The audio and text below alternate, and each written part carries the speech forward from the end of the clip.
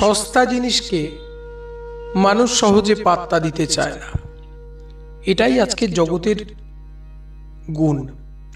রান্নাঘরে দেখবেন লবণটা সহজলভ্য, কিন্তু লবণকে কেউ গুরুত্ব দেয় না। চিনির গুরুত্ব খুব, চিনিটাকে সুন্দর করে বিশেষ পাত্রে ভরে রেখে দেওয়া হয়।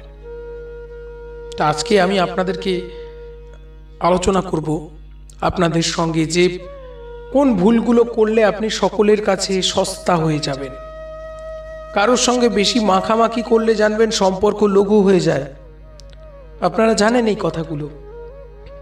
তা আজকে আপনিও কয়েকটা ভুলে বাইরের লোকের সঙ্গে যখন মিশবেন, কয়েকটা জিনিস একটু মেনটেন করার দরকার। একটা সম্মানজনক দূরত্ব মেনটেন করা দরকার, নইলে আপনি সস্তা হয়ে যাবেন আর পরে আক্ষেপ করবেন। একটা গল্প বললে বুঝতে পারবেন। একই পাড়ায় বসবাস করছেন দুই বন্ধু, দুজনারই বয়স হয়েছে। তো এক বন্ধুর মেয়ের বিয়ে, তিনি বিবাহ অনুষ্ঠানে দেখছেন ওই মেয়ের বিয়েতে তার আর সকল বন্ধুদের বিশেষভাবে আপ্যায়ন করা হচ্ছে, আর ওই একই পাড়ায় থাকেন যে বন্ধু, তাকে বিশেষভাবে তার দিকে দৃষ্টি নেই।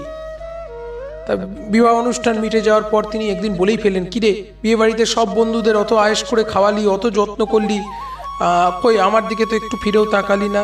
তখন বলছেন যে তোর দিকে আবার আলাদা করে তাকাবো কি, তুই তো আমার বাড়ির লোক। এই বাড়ির লোক, এই অছিলায় আমরা অনেককে তাচ্ছিল্য করি, গুরুত্ব দেওয়া হয় না। দেখবেন যে আপনাকে সহজভাবে ভেবে নেবে, দেখবেন সে আপনাকে আর গুরুত্ব দিচ্ছে না, গুরুত্ব পাচ্ছেন না। গেও যোগী ভিক পায় না, কতগুলো কাজ করবেন না। আমি বাইরের মানুষদের ক্ষেত্রে বলছি।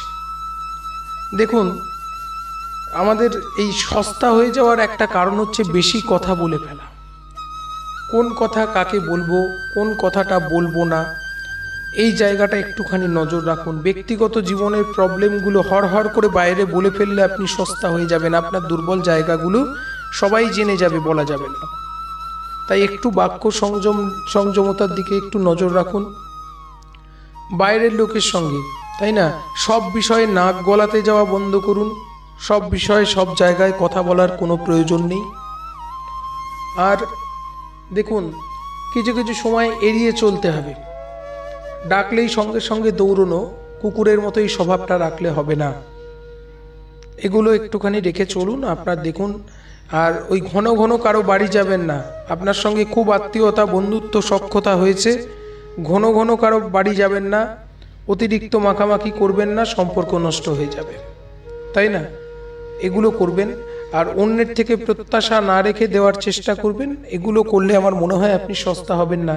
আর যেখানেই দেখবেন আপনাকে যেন মনে হচ্ছে যে ঠিক আপনাকে পাত্তা দেওয়া হচ্ছে না, আপনাকে যেন ঠিক আপনার দিকে একটা বিরূপ মনোদৃষ্টি দেওয়া হচ্ছে, যদি এরকম মনে হয়, আপনি সেই স্থান পরিত্যাগ করবেন। সেখানে তার সঙ্গে একটু দূরত্ব বজায় রাখবেন। কিছুদিন এরকম করবেন। রান্নাঘরে লবণের মূল্য কেউ দেয় না, কিন্তু যেদিন বাড়িতে লবণ থাকে না, সেদিন লবণের গুরুত্ব সবাই বুঝে যায়।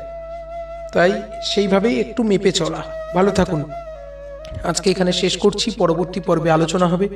সঙ্গে থাকুন, স্বস্তি বার্তার সঙ্গে থাকুন। অনেক অনেক ভালো থাকুন।